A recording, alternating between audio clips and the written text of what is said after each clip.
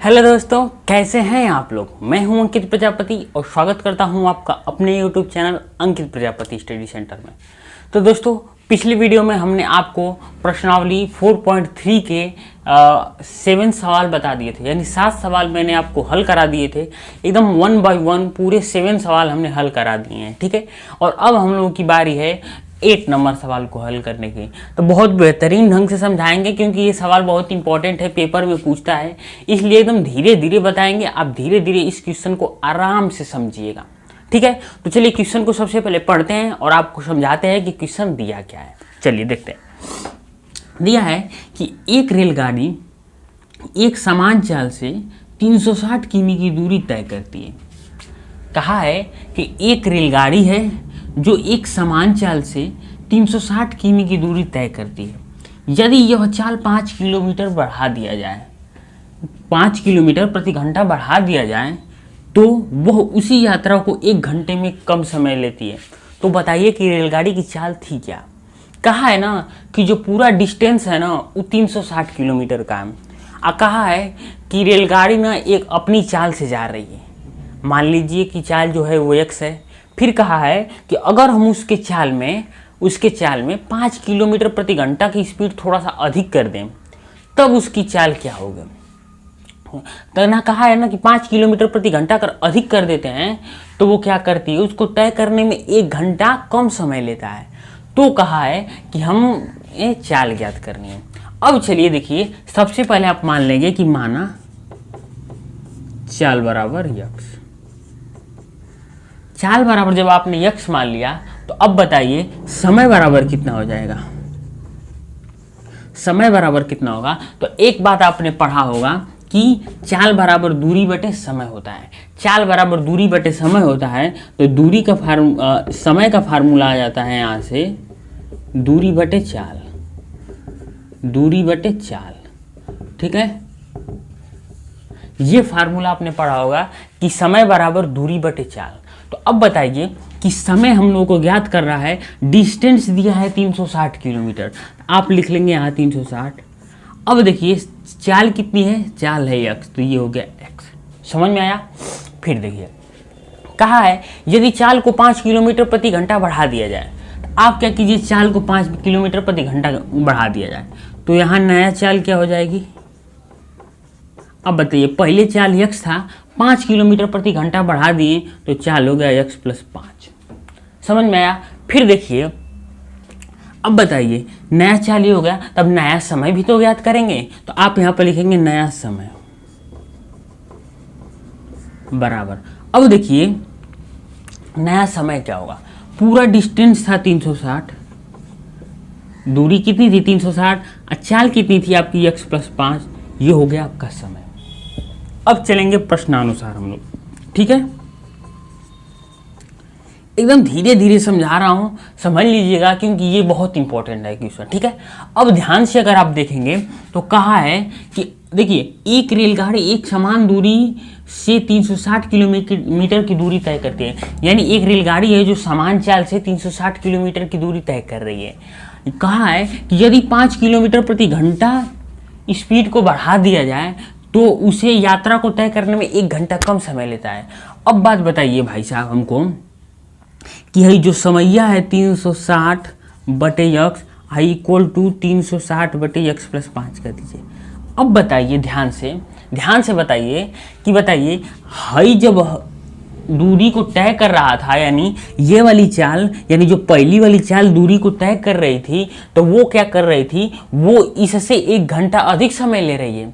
कहा है ना कि हई ना 1 घंटा कम समय ले रहा है। चलिए हाई सेकेंड वाला जो समय है ना, अगर 5 किलोमीटर हम बढ़ा दिए हैं तो 1 घंटा कम समय ले रहा है। तो भाई साहब 1 घंटा कम समय ले रहा है, हाई 1 घंटा अधिक समय ले रहा है। तो आप अगर ध्यान से सुनेंगे तो बताइए, दोनों को अगर हमको बराबर दिखाना होगा, तो एक बात बताइए, हाई 1 घंटा अधिक कम ले रहा है, हाई 1 घंटा अधिक ले रहा है।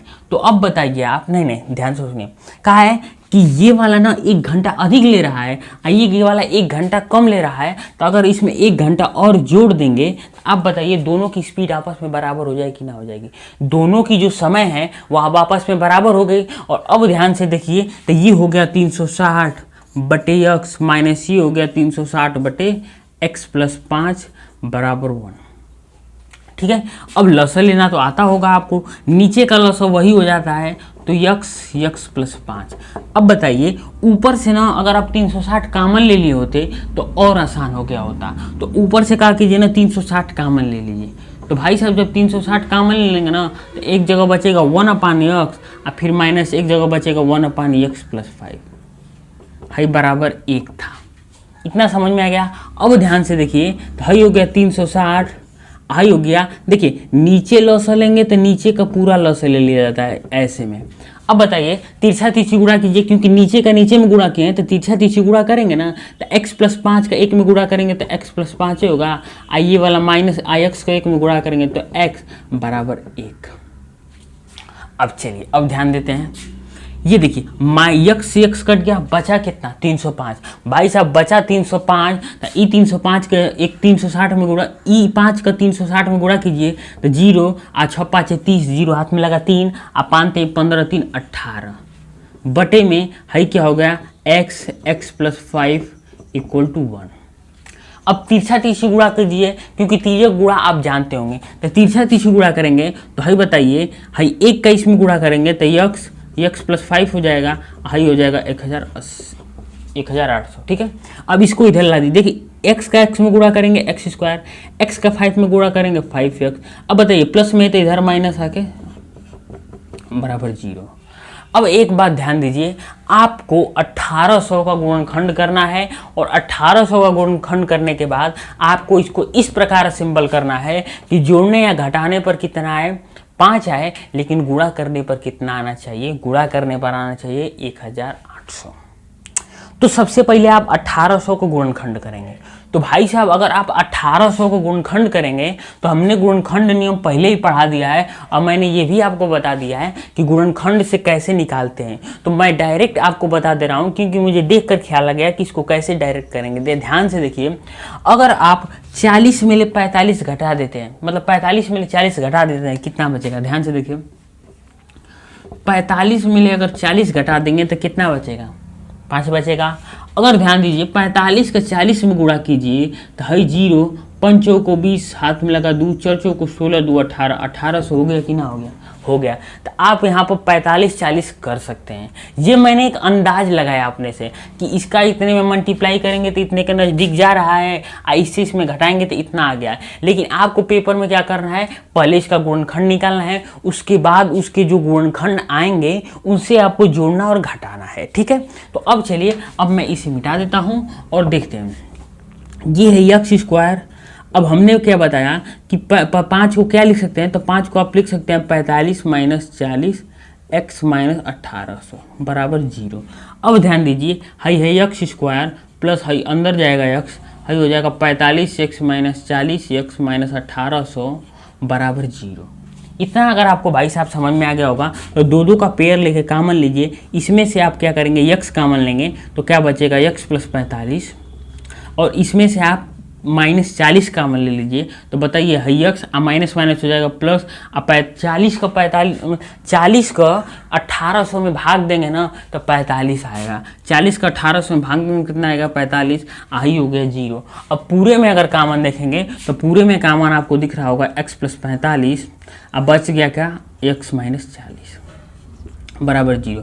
फिर हमने आपको बताया था कि जब दो संख्याएं ऐसी मल्टीप्लाई में दिख जाएं तो दोनों को अलग अलग 0 आप दिखा सकते हैं। तो ध्यान से देखिए, एक बार x प्लस 45 बराबर 0 दिखाइए तो x बराबर कितना हो जाएगा? माइनस 45। ठीक है, और एक बार आप x माइनस 40 बराबर 0 दिखाइए तो एक x बराबर कितना हो जाएगा? 40। अब बताइए माइनस वाले को नहीं लेंगे, आप प्लस वाले को लेंगे। तो यहाँ से आप पूछा है कि रेलगाड़ी की चाल याद कीजिए, तो रेलगाड़ी की चाल कितनी थी? माने थे आप यक्स, तो रेलगाड़ी की चाल हो गई यक्स, यानी यक्स का मान कितना आ गया? 40। यानी आपकी रेलगाड़ी की चाल आ गई कितनी? 40 किलोमीटर प्रति घंटा। रेलगाड़ी की चाल कितनी आ गई? तो रेलगाड़ी की चाल आ गई आपकी 40 किलोमीटर प्रति घंटा। और यही भाई साहब आपसे पूछा था, तो बहुत धीरे धीरे और बहुत बेहतरीन ढंग से हमने आपको ये सवाल बताया है। तो जल्दी से जल्दी नोट कीजिए, फिर बढ़ेंगे हम लोग नेक्स्ट क्वेश्चन की तरफ। ठीक है, तो चलिए देखते हैं कि क्वेश्चन नंबर 9 को हम लोग कैसे सॉल्व करें। तो क्वेश्चन नंबर 9 कह रहा है कि दो पानी के नल एक हौज को 9 से 3/8 घंटे में भर सकते हैं। बड़े व्यास वाला नल हौज को भरने में कम व्यास वाले नल से 10 घंटे कम समय लेता है। तो कहा है प्रत्येक द्वारा अलग अलग हौज को भरने में लगा समय।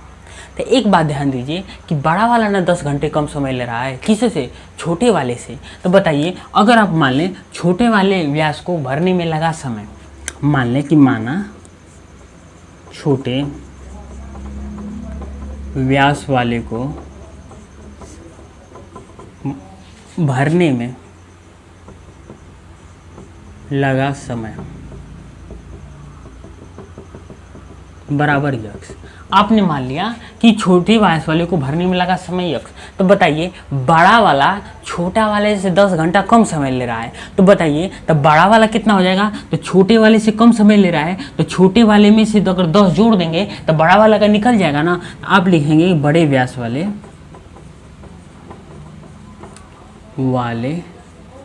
को भरने में लगा समय बराबर कितना हो गया? x + 10।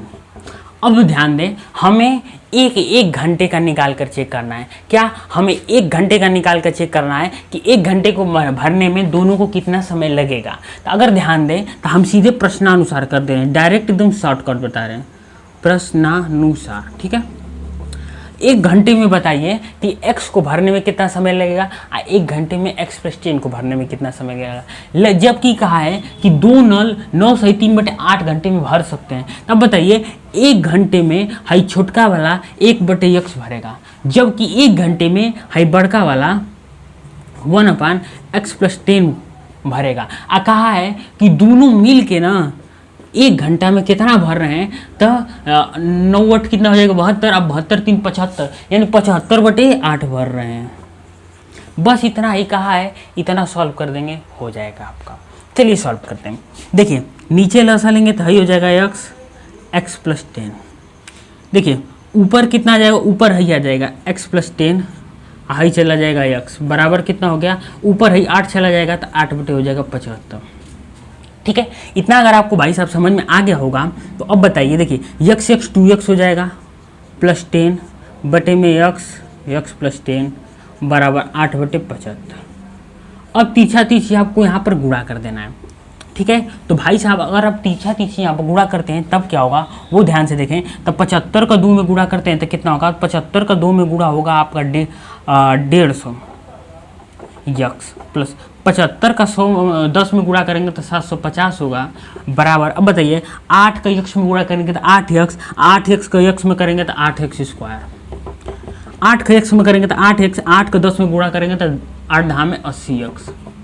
ठीक है, सबको एक तरफ कीजिए तो बताइए, हाई पहले ही से 8x² था, हाई वो पहले ही से 80x था, हाई प्लस था तो इधर माइनस आके 150x, प्लस था तो माइनस आके 750 बराबर 0। इतना समझ में आया? इतना समझ में आया तो अब देखिए 8x² 150 में 80 घटा दीजिए, 150 में 80 घटाएंगे तो कितना बचेगा? -70x, आई -750 बराबर 0। अगर दोनों पक्षों को आप 2 से भाग दे दें तो दोनों पक्षों को 2 से भाग देने पर कितना आएगा? देखिए यहाँ हो जाएगा 4x² माइनस यहाँ हो जाएगा 35x माइनस, हाई बताइए 2 3 6, 2 7 14, 2 5 10, 375 0। अब ऐसी संख्याओं को सॉल्व करने के लिए मैंने क्या शॉर्टकट तरीका बताया था? देखिए जब भी x² का कोई गुणांक दिया हो तो उसका लास्ट वाले में गुणा कर देते हैं। तो बताइए 375 का 4 में गुणा कीजिए, 375 का अगर 4 में गुणा करेंगे तो 4 5 20 7 4 28, 28 2 30 को 0 हाथ में लगा 3, 4 3 12, 12 3 15 यानी 150 हो जाएगा। अब आपको लाना है क्या? 35 150, 150 का आपको अभाज्य गुणनखंड करना है और उससे लाना है आपको 35। ठीक है, तो अगर एक बात ध्यान दें, आप गुणनखंड कर लीजिएगा, लेकिन मैं आसान तरीका से आपको बता देता हूं कि अगर आप 60 का 25 में गुणा कीजिए तो देखिए 25, अब 25 छः का कितना हो जाएगा? 150, सीधे हो गया। अब बताइए 60 में 25 घटाएंगे तो 35 बचेगा कि ना बचेगा? आप कहेंगे बचेगा जी, तो आप यहाँ पर लिख देंगे 4x² माइनस 35 को क्या लिख सकते हैं? 60 - 25, हाई x हाई -375 बराबर 0। अब बताइए हाई 4 हो गया x² high -60x high minus plus 25x minus 375 बराबर 0। 2 2 का पेयर बना के कॉमन लीजिए, इसमें से क्या कॉमन ले सकते हैं, ध्यान से देखिएगा, ठीक है। अगर इसमें से आप 4 यक्स कॉमन लेते हैं, क्या अगर आप इसमें से 4 यक्स कॉमन लेते हैं तो बचेगा का सिर्फ आपका यक्स। अब बताइए 15 चौको कितना होता है 60, तो यहाँ हो जाएगा -60 15, ठीक है। अब यहाँ अगर आप क्या प्लस कॉमन लेते हैं, प्लस क्या 25। अब बताइए यहाँ से अगर आप 25 प्लस कॉमन लेते हैं तो यहाँ हो जाएगा यक्स माइनस, लेकिन 375 में 25 का भाग देंगे तो कितना आएगा वो बात देखिए। 375 में 25 का भाग देना है, एक बार में जाएगा 25, 5 मिले 2, बताइए 25 5 125 होता है, यानी कितना बार कटेगा 15 बार, तो यहाँ आएगा आपको 15 बराबर 0। टोटल में कॉमन देखेंगे तो क्या दिखेगा, तो टोटल में कॉमन दिखेगा आपका x माइनस 15 और फिर 4x प्लस 25 बराबर 0। इतना दिख गया। और चलिए अब आपको दिखाते हैं। अब मैंने आपको बताया था जब ऐसी संख्याएं दिख जाएं तो आपको क्या करना है, आपको दोनों का 0 दिखा देना है। तो एक बार x माइनस 15 बराबर 0 दिखाएंगे तो x बराबर 15 आएगा, ठीक है। और एक बार दिखाएंगे आप 4x प्लस 25 बराबर 0, तो x बराबर -25/4 आएगा, जो कि इसको आप नहीं लेंगे, यक्स वाले को लेंगे। तो अब बताइए कि छोटे व्यास वाले को भरने में लगा समय यक्स और यक्स था, तो यक्स का मान 15 हो गया। अब बताइए बड़े वाले व्यास को भरने में लगा समय कितना हो जाएगा, तो बड़े का समय हो जाएगा 10 अधिका है, तो 15 में 10 अधिका ले लेंगे यानी 25, यानी छोटा वाला भर रहा है 15 में, अब बड़ा वाला कितना भर रहा है 25 में, यही हो जाएगा आपका आंसर। इस तरह आप इस क्वेश्चन को भी बेहतरीन ढंग से सॉल्व कर सकते हैं, ठीक है। तो जल्दी से जल्दी नोट कीजिए, फिर बढ़ेंगे हम लोग नेक्स्ट क्वेश्चन की तरफ।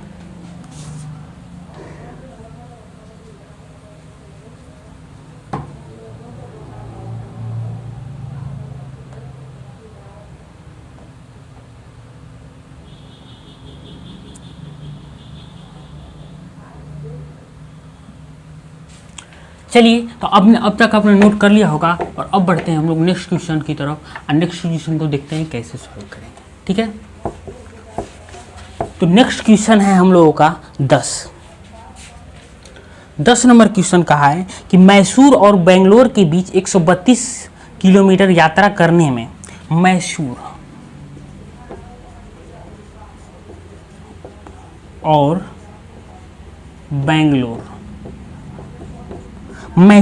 बेंगलोर के बीच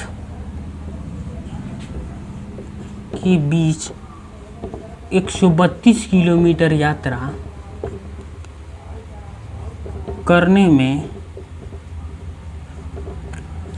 एक्सप्रेस रेलगाड़ी, सवारी रेलगाड़ी, एक्सप्रेस रेलगाड़ी, सवारी रेलगाड़ी नहीं, सवारी गाड़ी है, ठीक है, सवारी रेलगाड़ी नहीं है, सवारी गाड़ी से 1 घंटा कम समय लेती है, कम समय लेती है, ठीक है। कहा है कि 1 घंटा कम समय लेती है, फिर कहा है मध्य में स्टेशन पर ठहरने का समय ध्यान नहीं दिया गया है। उसके बाद कहा है कि यदि एक्सप्रेस रेलगाड़ी की औसत चाल, कहा है यदि एक्सप्रेस रेलगाड़ी की औसत चाल, यदि एक्सप्रेस रेलगाड़ी की औसत चाल सवारी गाड़ी की औसत चाल से, सवारी गाड़ी की औसत चाल से 11 किलोमीटर प्रति घंटा अधिक हो, कहा है कि यदि एक्सप्रेस रेलगाड़ी की औसत चाल सवारी रेलगाड़ी की औसत चाल से 11 किलोमीटर प्रति घंटा अधिक हो तो दोनों रेलगाड़ियों की औसत चाल ज्ञात कीजिए। तो दोनों रेलगाड़ियों की औसत चाल ज्ञात कीजिए। चलिए हम लोग दोनों रेलगाड़ियों की औसत चाल ज्ञात करते हैं, ठीक है। देखिए कहा है मैसूर और बेंगलोर के बीच 132 किलोमीटर यात्रा करने में एक्सप्रेस रेलगाड़ी सवारी गाड़ी से 1 घंटा कम समय लेती है, ठीक है। फिर कहा है यदि एक्सप्रेस रेलगाड़ी की औसत चाल सवारी गाड़ी की औसत चाल से 11 किलोमीटर प्रति घंटा अधिक है। यानी अगर आप मान लेंगे कि माना सवारी गाड़ी की चाल अगर आप यक्स मान लेते हैं तो एक्सप्रेस की चाल कितना हो जाएगा, एक्सप्रेस रेलगाड़ी की चाल कितनी हो जाएगी, तो एक्सप्रेस रेलगाड़ी की चाल 11 घंटा अधिक कहा है तो x + 11 हो जाएगा। इतना समझ में आया।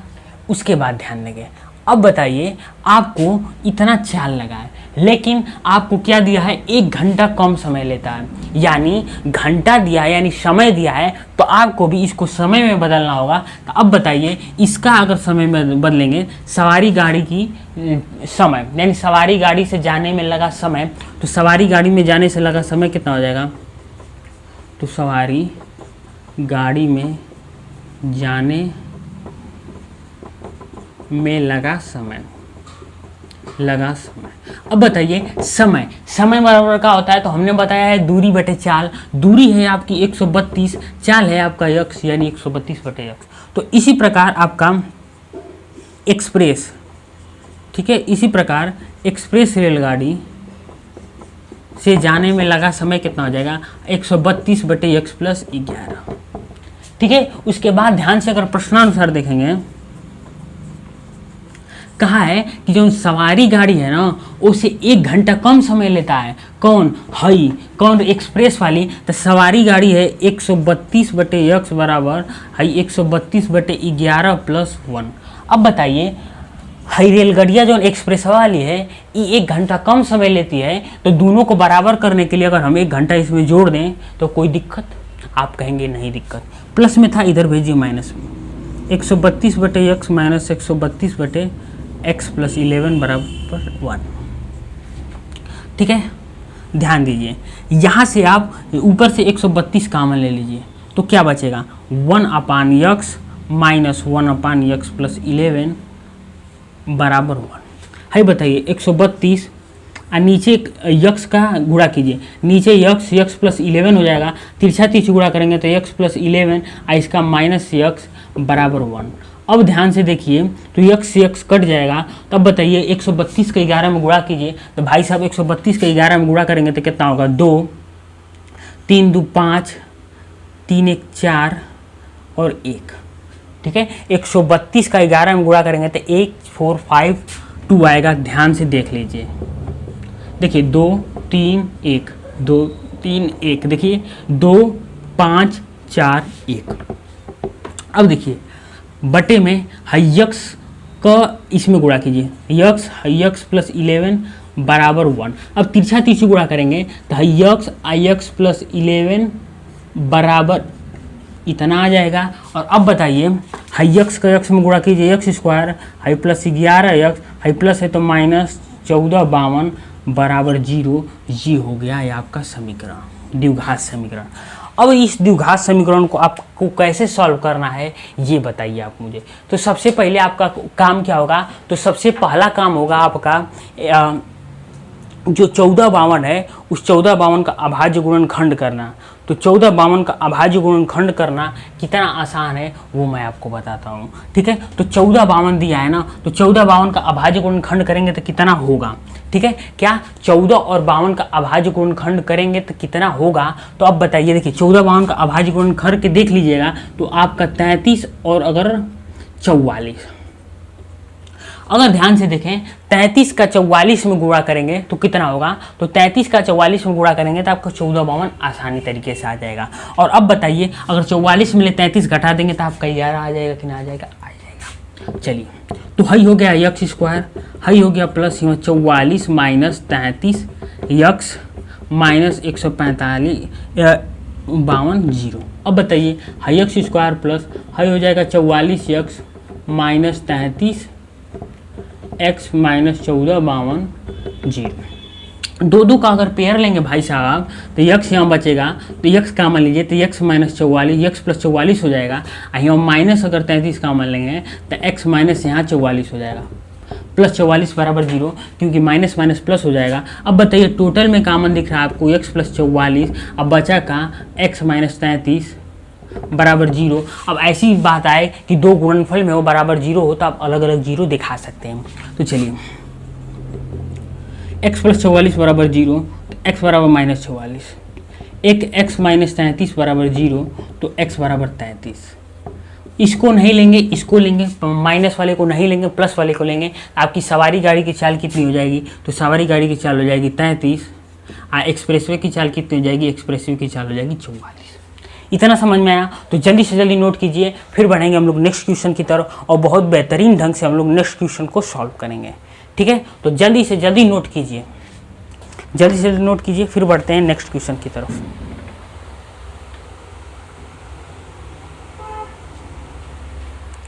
तो चलिए, अब तक आपने नोट कर लिया होगा और अब बढ़ेंगे हम लोग नेक्स्ट क्वेश्चन की तरफ और नेक्स्ट क्वेश्चन को देखेंगे कि कैसे सॉल्व करेंगे हम लोग।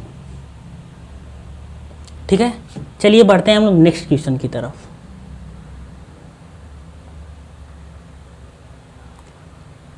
तो चलिए सबसे पहले हम लोग क्वेश्चन लिख लेते हैं। क्वेश्चन क्या कहा है? ठीक है,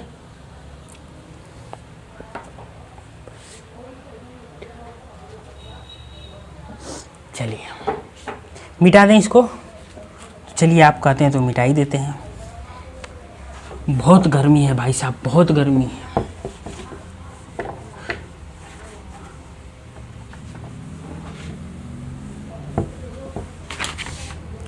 चलिए लास्ट और 10 नंबर क्वेश्चन आज के इस प्रश्नावली का है। दो वर्गों के क्षेत्रफलों का योग 468 मीटर स्क्वायर है यदि उनके परिमापों का अंतर 24 मीटर हो। दोनों वर्गों की भुजाएं ज्ञात करें। मैंने आपको बताया था कि जो पूछता है ना वही आपको मान लिया जाता है। तो मान लीजिए कहा है कि दोनों वर्गों की भुजाएं ज्ञात कीजिए। ठीक है, तो अगर आप मान लेते हैं कि बड़े वर्ग की भुजा कुछ और छोटे वर्ग की भुजा कुछ, तो कैसे ज्ञात करेंगे? तो मान लीजिए छोटे वर्ग की भुजा बराबर x मीटर तथा बड़े वर्ग की भुजा बराबर y मीटर। देखिए ध्यान से सुनिएगा, प्रश्नानुसार कहा है कि दो वर्गों के क्षेत्रफलों का योग, यानी बताइए वर्ग का क्षेत्रफल क्या होता है? तो आप कहेंगे कि वर्ग का क्षेत्रफल होता है भुजा स्क्वायर, यानी पहले का क्षेत्रफल x स्क्वायर हो जाएगा, दूसरे का क्षेत्रफल y स्क्वायर, और दोनों का योगफल कहा है यानी x square plus y square बराबर 468 दिया है। ये हो गया समीकरण 1। ठीक है, अब देखिए फिर कहा है यदि उनके परिमापों का अंतर। अब बताइए वर्ग का परिमाप कितना होता है? तो वर्ग का परिमाप होता है 4 भुजा, यानी 4 गुणे भुजा। तो बताइए भुजा आपने x माना है और 4 और दोनों का अंतर, तो बताइए क्या हो जाएगा? 4x - 4y बराबर कितना? 24।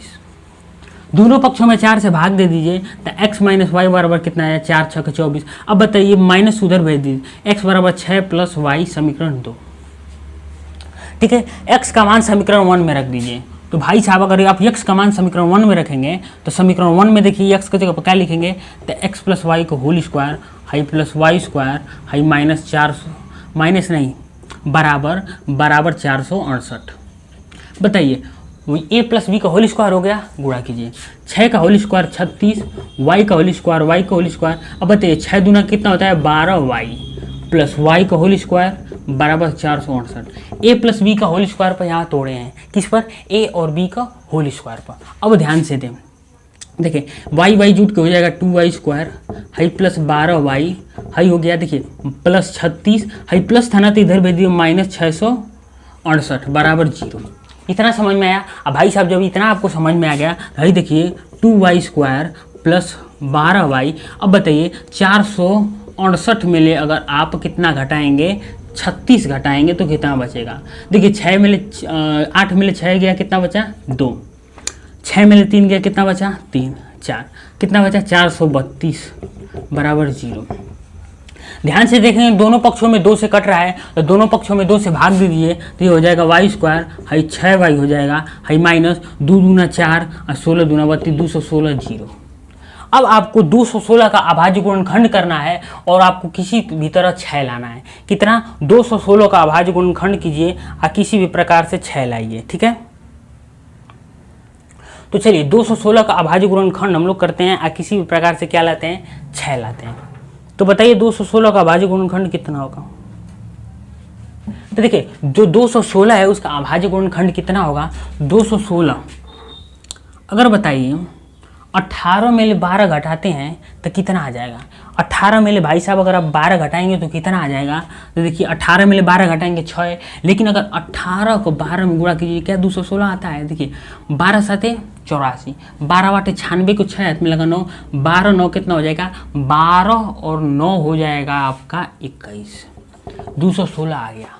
एक का मतलब कि 200, देखिए हाई हम अपने अंदाजी से लगा रहे हैं, आपको लगाना होगा तो क्या करेंगे आप 216 का अभाज्य गुणनखंड करेंगे और वहाँ से आप पेयर बनाएंगे। ठीक है, चलिए यहाँ आप 18 और 12 ले सकते हैं तो वाई स्क्वायर प्लस 6y को आप क्या लिख सकते हैं 18 माइनस 12 y माइनस 216 बराबर 0। एक बात ध्यान दीजिए, हाई वाई स्क्वायर हाई माइनस कितना हो जाए plus 18y minus 12y minus 216 बराबर 0। दो का कामन लीजिए तो हाई y कामन ले लेंगे तो y प्लस 18 बचेगा। यहाँ माइनस 12 कामन लीजिए तो y प्लस 18 आ जाएगा बराबर 0। टोटल में कामन भाई साहब देखेंगे तो y प्लस 18 हाई बचा का y माइनस 12 बराबर 0। हमने कहा था कि दो अगर संख्याएँ ऐसी दिखें तो उन्हें बराबर करके 0 दिखा लेना चाहिए। तो बताइए है देखिए एक बार y प्लस 18 बराबर 0 दिखाएं तो y बराबर कितना आएगा माइनस 18, और एक बार y माइनस 12 बराबर 0 दिखाएं तो y बराबर कितना आ जाएगा 12। माइनस वाले को नहीं लेंगे प्लस वाले को लेंगे। अब बताइए आपकी जो भुजा है यानी बड़े वर्ग की भुजा कितनी हो गई। तो बड़े वाले की तो ज्ञात हो गई,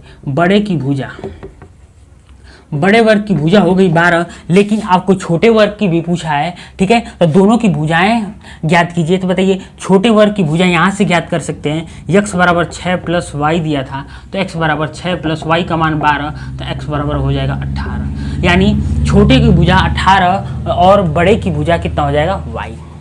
ठीक है, या तो आप बड़ा छोटा भी कर सकते थे, छोटा बड़ा भी कर सकते थे। ठीक है, देखिए छोटे वर्ग की भुजा x, बड़े वर्ग की भुजा y।